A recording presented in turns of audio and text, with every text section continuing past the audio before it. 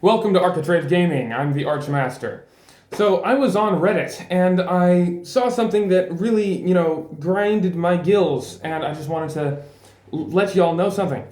So this guy, he's making a post and he's saying, I was playing D&D and there was a player playing a barbarian. And the GM would just, have an encounter and throw every single monster just at the barbarian and just clobber them. The player was not having fun. They kept going down. And when I told the GM, hey GM, my sorcerer's there with a powerful spell I'm concentrating on. Don't they want to attack me? The GM's like, it's okay. Let the barbarian shine. This is their tanking opportunity. Let them shine. And so the poster made the post. He's like, it's the GM's job to make sure that all the players have time to shine. But, this is not how to do it, etc. And they went on, and all the rest of the post is irrelevant. The point is that one line. It's one of the GM's jobs to make sure that players have moments to shine. No, it's not. It's your job as a player to make sure you shine. It's your job to have fun. You are not paying the GM. It is not his job to make sure you have fun. It is not his job to make sure you shine. It is not his job to do any of that. It is your job. The poster gave the example the GM makes a big group of monsters and clumps them all together so the sorcerer can use his fireball. And that's being nice to the sorcerer. It's yeah, but that's not required. In fact, I as a player wouldn't want that. Because GM, you're just doing the work for me. I feel like a baby and you're just spoon feeding me. No, I want to be in charge. I want to play the game. I want to say, hey man, all these monsters are all spread out. I have a fireball. I'd really like to use it. Hey, barbarian, why don't you round up the guys on that side and push them this way, and fighter, you do the same, so when they're all together, then I'll fireball them. I want to make that happen. I want to be in charge of it. I don't want to have my hand held. The idea that it's the GM's job to give them moments to shine, no, it's your job to make moments to shine for yourself. Quit being an entitled baby where you're I just come to D&D and I want everything done for me. Do it yourself. Seriously, it's not the GM's job. This is the problem with the 5e culture, is they put so much pressure on the GM. It's the GM's job to make sure I have fun. It's the GM's job to give me moments to shine. It's the GM's job to do all this stuff for me. Interweave my backstory, GM. Give me encounters that I like, GM. Oh, I'm a monk. Shoot the monk. This is decent advice for the GM if the GM has time to do it. This is not something players should ever expect. The videos where we say, hey, GM, shoot the monk, those are fine. Players should not be watching that and then say, by the way, GM, I saw that video. You should, shoot the monk and give me opportunity to deflect missiles, make me feel cool. Put all the monsters in one space so I can fireball them. It's first of all, that's just boring. I walked into an encounter and the challenge is gone because, the GM clumped all the orcs together. It's that's just ridiculous. Are we even playing an adventure game at that point? If you just do everything for me? No, I want to do it. Okay, so just that idea. Please lose the sense of entitlement. That the GM should just give you all this stuff and give you moments to shine. Do it yourself. That's why you show up to the table. It's not to sit there and be spoon-fed by the GM. Do it yourself. Be proactive. This is, in my system, I have a whole section on, player etiquette, and it's called At the Table, and the players, learn, how to actually be a good player. Yeah, most of it, repeated a million times, is take initiative. You are playing the game. It is your responsibility to make sure you have fun. The GM is not there to make sure you have fun. He's a referee. He sits back and says, what do you do? You say, I want to go do this and that. And they're like, okay, this would probably happen. What else do you want to do? And you're I want to go do this. The player is always the one taking initiative and saying, I'm doing this thing. There's never sitting back and the player's like, so GM, what happens next? The GM's like, I don't know, what happens next? Let the players be in charge. Let the players move the story forward. That's the whole point. By putting all that pressure on the GM, GM, you have to move the story forward. You have to, we talk about pacing. GMs, make sure you are all good at pacing and learn how to pace the game well. It's the player's job to pace, not the GM's. The players should be in charge. Put more responsibility on the players. It is their job to make sure pacing is good. It's their job to make sure combat is interesting. It's their job to, the players have as much power as the GM does. Sure, it's not just their job. The GM has, a quarter. If you have 4 players at the table, the GM has a quarter of the responsibility, but they don't have all of it, and they don't even have half. Players need to realize, wow, I actually should take responsibility and make sure things are fun and interesting, and not just pawn it off on the GM and tell them they have to do it all the time. Anyway, that's over. We're doing a Kickstarter soon, so I don't have a link in the description right now on Patreon though, $5. But we're doing a Kickstarter about a setting. It's super cool, so keep an eye out for that. All right. Next thing. This is about the nature of adventure. And yes, we have the pillars of adventure, but this is more philosophical and deep. So, well, not super deep. We're talking about games, but still, it's more. The idea. Okay.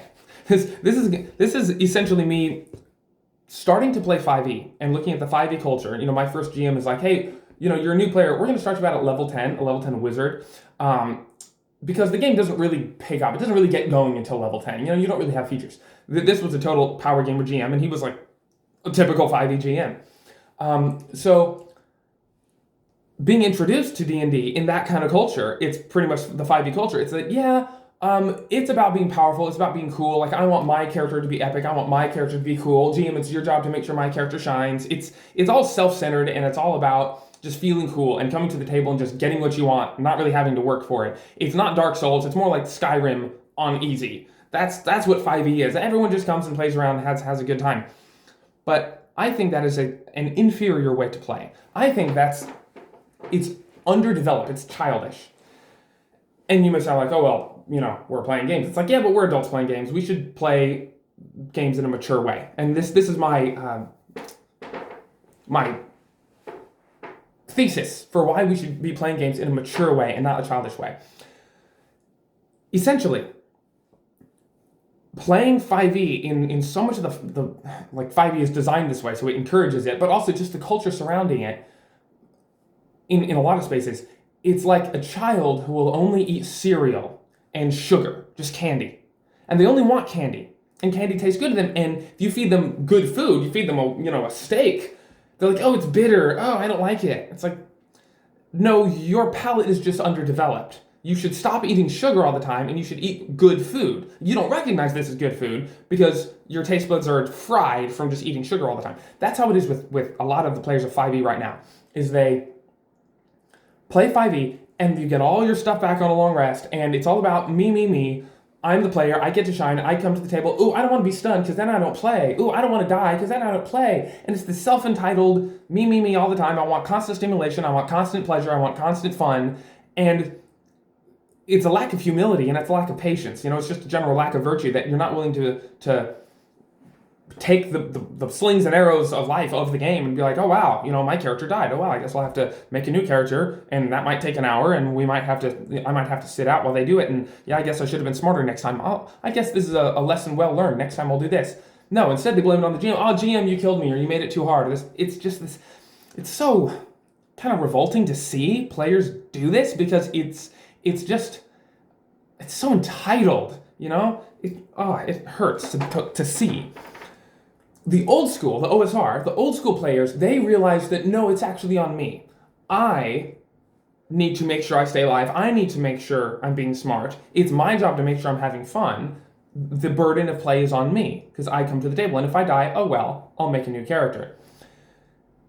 And that's what I'm trying to impart, is that you should mature your palate. If you're only willing to play D&D when 5e, where you get all your hit points back and all you're super powerful, and you want to multi-class and you want to do all the stuff just to make you special, make you shine and look cool. And if someone comes along, they're like, hey, let's play with the gritty realism rules, or let's play a different RPG where you don't heal up to full every single day, or just anything else. Let's play something that's a little harder. Try some meat, try some chicken, try anything, try anything but sugar and sweets all the time. And you're like, no, I don't want to. I look at that as just a lack of maturity. It's childish. You are not a mature gamer. You have not grown up yet. And, there's a time and a place for that. But when I see adults playing 5e and they're not willing to try anything else, and they like the super sicky sweet of 5e, and they just eat sugar all the time, they're like, that's all I want. I just want the sugar of 5e. I'm not willing to try anything else. It's just kind of disheartening that WotC has given us this, and the players have fully accepted it. It's like, where I have to go to old school players to actually find people who are willing to do something challenging and willing to have consequences in their game. And there's so many YouTubers, so many people everywhere that just feed into this idea that, oh, if you're stunned, it's a bad game design. I came here to play. It's like, it's just a profound lack of humility. What I like in gaming, what I think is a more mature palate, when you have matured your palate and you don't have a lot of sugar because you know it's not good for you, and it kind of wrecks the experience of other much better food that's much better for you. When you have matured your palate and you're playing more adult games and you're playing, OSR or my system, then you start to see that the pleasures of a mature palate and, good games is so much better than the pleasures of childish 5e, where it's just sugar all the time. You may not think it because like, oh, it's not sweet. It's not going to be as good. But there are other flavors besides sweet, and they're actually, like, if you had to pick one, the other ones are actually better long-term, better for you, and they taste better. They're more complex flavors. There's more discovery there versus just sugar all the time. So one thing about the nature of real adventure, true adventure, because a lot of people playing 5e, they don't even get to experience adventure. They don't get the thrill of adventure. They're playing a tabletop adventure game, and they don't even get adventure. They just have this, it's not even a facsimile of adventure. It's just a joke of adventure. All your hit points back every day, all your spell slots. It's just ridiculous. It's just silly. That's not adventurous at all. It's just you sitting there and just pleasuring yourself for free and not having to work for anything, and it's just kind of disgusting to watch. It's like, why are you doing this? Yeah. So the real nature of real adventure, when you get down to it and you play a good game that actually has adventure is unknown. It's not safe. When I GM, I like simultaneous initiative. I like when everyone declares their actions and then everyone resolves them. Okay, that means the fighter may say, "Oh, I go up and attack the orc," and the wizard's like, "Oh, I cast magic missile on the orc." If the fighter walks up and kills the orc, then the wizard wastes his magic missile. I think that's okay. Why? Rather, why do I not like players at my table saying, "Oh, well, if he's going to attack the orc, I'm going to wait to see if he kills him, and then if he kills him, then I'll attack another target." The reason I don't like that is because it's safe. It's you saying, "Well, I don't want to risk anything. I don't want to roll the dice. I don't want to gamble. I want to be sure of what's going to happen before I take the action." It's like, it's fundamentally cowardly. The whole point of the adventure games is to roll the dice. It's gambling. You're literally rolling dice. You're gambling with your life. You're gambling with your resources and your time and everything. The whole, tabletop adventure games are gambling games. If you think about it, you're not gambling with money, yay, but like the whole point is you're risking something. It's about a risk. And so for players to actively avoid risk is actively not engaged in the adventure. You look at the fun you can have with the thrill of the risk, like, oh, I'm going to roll the die, I wonder what's going to happen. It's thrilling, it's why we come to play. And players who purposely avoid that for the sake of safety, it's like, you are missing the point. Why are you even at my table? Why did you even come if you don't want risk? You don't want thrill. That means you don't want adventure. Why are you even here? The sad fact is a lot of people are just there for collaborative storytelling time and drama class and all the stuff that's not actually the game. It's not the adventure game. Like, we're here to adventure. What are you doing just talking all the time? We're here to play. I don't like them just choosing safety and going after safety. We don't want safety. We want adventure. Adventure is automatically dangerous. The whole point of going into a dungeon is that there are monsters there. It's scary. That's the point. Who goes into a dungeon if there are no monsters? It's just, it fundamentally misses the adventure spirit of humans. Like, the reason we play these games is because we don't really have a lot of adventure in real life, so we play it in our games. We say, I want to risk something. I want to be in danger. I want to fight. And we've just been told by WotC and a lot of people in the RPG space that, no, actually, we're just here for storytelling time. We're just here to make our characters look cool. We're here to make our characters shine. It's like, maybe you can do that. At the kiddie table, I want to actually play something mature. I want to do something that's adventurous. I want the thrill of adventure. And that brings me to my opinion on safety tools. If you are doing collaborative storytelling time, drama class, go right ahead. And then you can have your safety tools and you can do your stuff. But if you're coming to a D&D table, it's an adventure game. We're here for adventure. Please don't try to co-opt our game with your drama class things. Like, this is what you do in drama class or storytelling time when you have a safe space. D&D, adventure games are by definition not safe. Well, these are not safe spaces. These are where you go to fight Shelob, the giant spider, when you're terrified of spiders. That's the point. If you don't like that, don't play D&D. That's literally what D&D is. It's like playing Dark Souls and not wanting to die and not wanting to see any death in the world, and you don't like swords and you're a pacifist. It's like, don't play Dark Souls. That's literally the whole game, right? It's these drama class players coming to an adventure game, D&D, and be like, by the way, this is ours now. We're going to make it a safe space. And the D&D players are like, what are you doing? This is our adventurous play. This is where we go to be in danger, to fight, to face our fears and, fight giant spiders and monsters and lose our characters and like experience thrill and hardship and lose our characters and cry at the table and laugh. Like, this is a place to live life to its fullest. Why are you coming here trying to dumb everything down and just make it safe and boring, right? So the safety tools, by their very nature, are antithetical to adventure. The more safety tools you add, the less adventure you get in the end.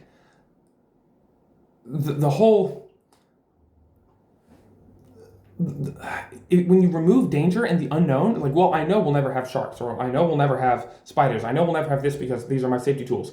When you remove danger and the unknown, you are literally removing the pillars of adventure. That's the whole point of why we play. So yeah, no shame on you if you like safety tools, but just don't come to a D&D table if you like safety tools. This isn't the place for you.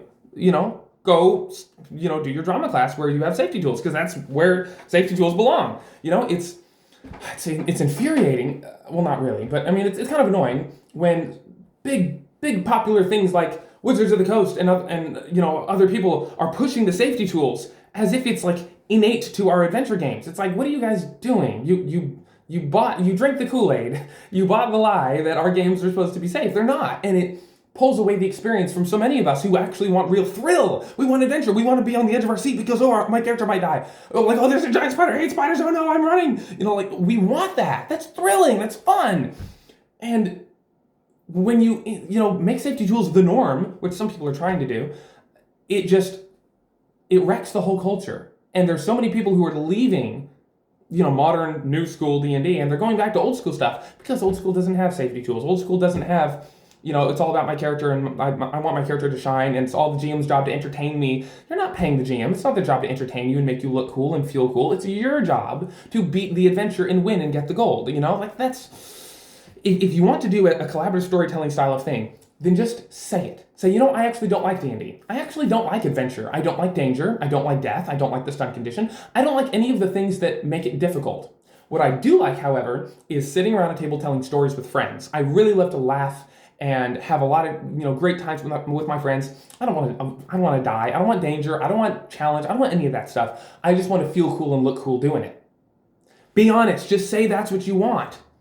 And then all the rest of us can say, great, don't play D&D. D&D is not that thing. That's another thing. When you tell people, oh yeah, I'm going playing D&D on Thursday, and you're actually doing collaborative storytelling, my character is super special, you're not actually playing D&D. You're just misinforming people. So when you invite someone to go play D&D with you, and it's drama class, collaborative storytelling, happy fun time, they get there, and you have just besmirched the reputation of D&D when you tell them that is D&D. And then when I come along, I'm like, hey, you want to play D&D? They're like, no, it was just a happy fun time. Like, I was looking for thrills. And I'm like, no, my D&D is actually thrilling. Like, then I have to re-educate them on the differences between what you're doing and what D&D actually is. What it's always been for 50 years, from day one, it's always been adventurous and dangerous.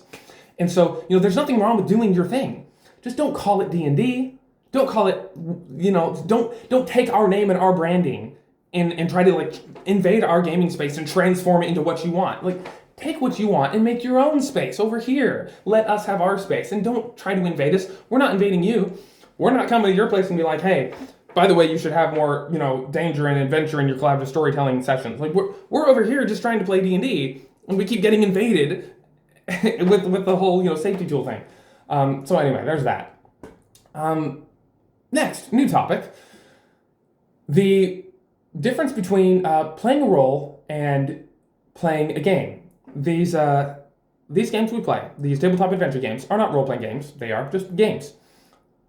Believe it or not, I know it's kind of hard for the collaborative storytelling crowd to realize this, but, well, for some people in it, but D&D and other adventure games like it are actually fun to play all by itself without role-playing. For some people actually enjoy it. I know that some people over here are like, well, the only enjoyable thing is, collaborative storytelling, seeing my character do cool things, all that.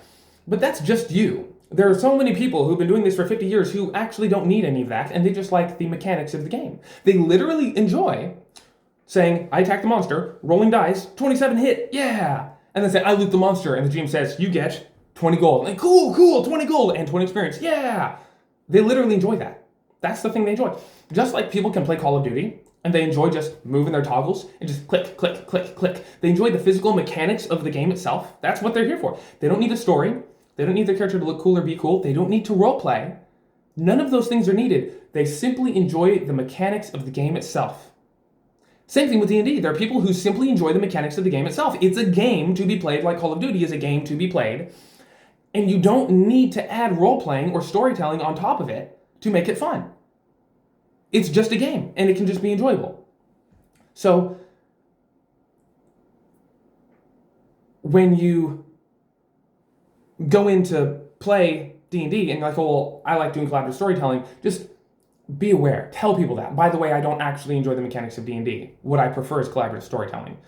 I prefer to just have fun and goof off. And the mechanics, like the story always overrides the mechanics, okay? See, that is just being honest. You say, actually, I don't care about D&D. I don't care about the mechanics. The story should always override the mechanics. Like the rule of cool. Whatever is cool, that's what we should do because that serves our purpose of telling a cool story. But if the mechanics contradict this, well, the mechanics are in the way of our true goal. Just be honest and just say that, okay? But if you go and you're like, oh yeah, I play D&D, I like playing D&D. By the way, we do rule of cool. It's like, oh, no, you don't actually like D&D. You like, epic stories. And just go ahead and say that you like epic stories and you don't like the rules of D&D because D&D is D&D.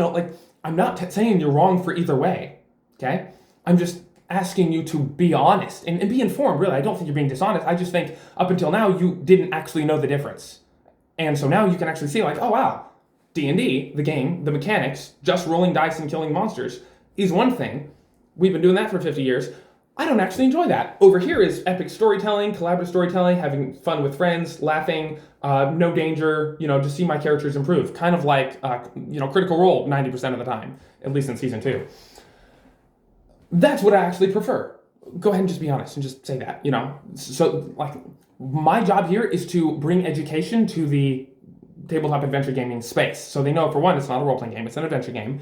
And two, there are different styles of play. There's the adventurous style and the collaborative storytelling style, and there's the authorial storytelling style, and then there's the fantasy life simulator style, which, you're not really playing the game at all at that point. You're just using it as like, I want to start a bakery. How much does a horse cost? Oh, according to the player handbook, it's, 50 gold, right?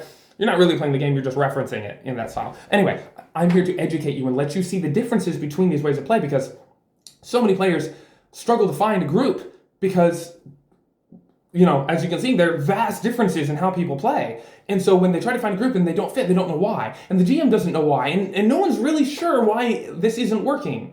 They find some groups that they like and groups they don't, and everyone's just kind of wondering, like, huh. And that's why I'm here to tell you, here's why. Here's why you don't fit with that group. Here's why you do fit with this other one. Here are the differences. Figure out what you like and just tell people openly and honestly, this is what I prefer. And instead of trying to tell them, oh, I play D&D and I like D&D. It's like, that's just confusing people because they look at D&D and they're like, oh, you like adventure? And you're like, no, actually, I like safety. And they're like, so you don't like D&D? Oh, I love D&D. And they're like, huh? Just clear communication. That's what I'm here for. All right. Next topic, role-playing and player agency. Role-playing and player agency are opposites. Not complete polar opposites, but opposing forces. And I don't mean player agency as it actually should be defined. I mean player freedom. Freedom of choice.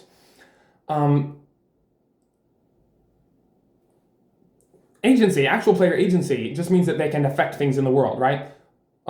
We're talking about player choice, right? The whole point of role-playing is that you create this character with their own, goals, values, obligation, weakness, etc. You create their motives, and you just play that character true to the character. Like, this character likes this thing, the decisions I make for this character will be true to those things they like and dislike and whatnot. It'll be true to their motives. That's role-playing. It's about constricting your freedom down to just a narrow set. You are just this one character. You may only do these things, and your character will only do these things because that's what you have decided. This is this one character. He doesn't like orcs. He does like elves. Blah, blah, blah. Here's what he does. Here's what he doesn't do. By definition, that's contrary to player freedom. Player freedom is all about doing whatever you want. It's freedom. I want to have the freedom of choice to do this and the freedom of choice to do that. If you're constrained by role-playing, that is a lack of player freedom. So again, this is another example of me trying to educate the masses so that you actually understand what you're playing and what you enjoy about it and what you don't. So, like GMs too, I don't want you to be like, oh man, the players should role play more. I really like when they role play. Oh, everyone tells me that I should give players more freedom. And player freedom is good, player agency, all this stuff. And then you may not consciously be aware that it's a contradiction, but in the back of your mind, you're like, so what do I do? It's because it's a contradiction. It's because it's a contradiction. I'm here to educate you. Like, these are actually contradictory forces. Pick one. I'm trying to help players play the games that they want to play. I'm trying to help you find the table that's right for you, where you say, I actually really enjoy adventure, and I enjoy player freedom. Or you're like, I really like collaborative storytelling, and I like role-playing. I like constrained freedom, where I can only do these things. Or, and any mixing and matching. I want you to be able to be aware of what you actually enjoy, so you can tell that to the GM and the players, hey, by the way, group, I like this thing and that. Is that what we're doing at this table? After you watch these videos long enough, you can actually take this knowledge to any group and have the group understand you and understand each other and understand themselves. They're like, wow, I never actually realized the difference between this and that, and now I know, right? That's why I'm here. I'm not trying to tell you you're doing anything wrong.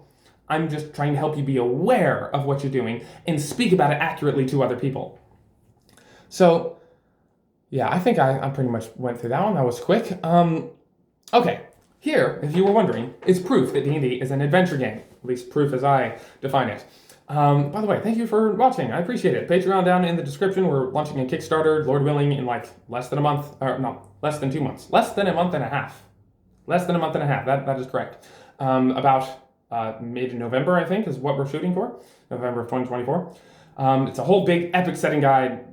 Oh, it's super epic, super cool. I've got to talk about it sometime. But anyway, proof that D&D is an adventure game and not a role-playing game. I've already gone over this a few times, but this is going to be it's a different proof. This is one you can send your friends if you want.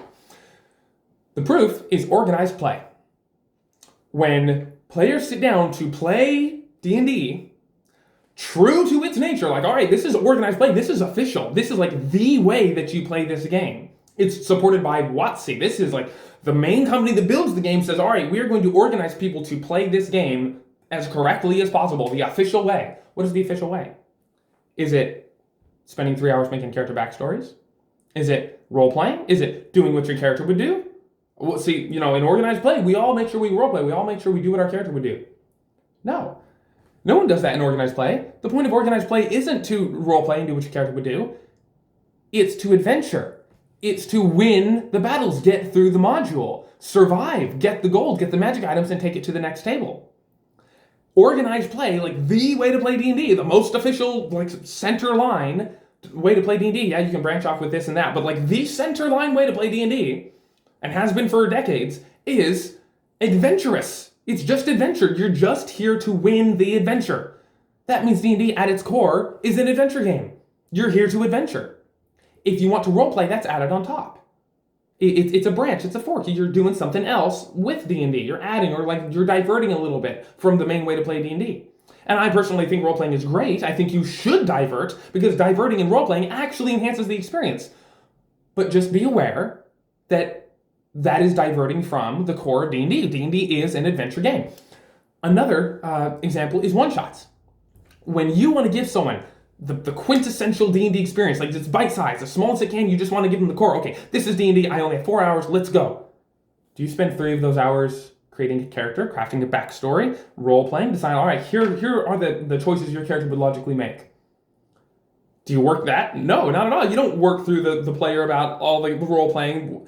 You just create a character and go. It's about adventure. You make sure you have exploration, combat, and social interactions, and maybe a cool reveal at the end where you reveal mystery.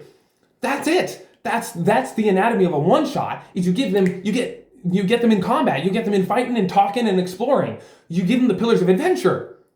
You don't role play. You don't tell them how to role play. You don't make sure their character backstory is fleshed out. Nothing. So both organized play, Adventures League, organized play, and one shots both tell you that the core of D&D at its very nature, the nature of D&D at its very core, is adventurous. It is an adventure game. It is not a role-playing game. Role-playing is something you add on top. It's something you do that enhances the experience, but it's not what the game is. It's something you add on top.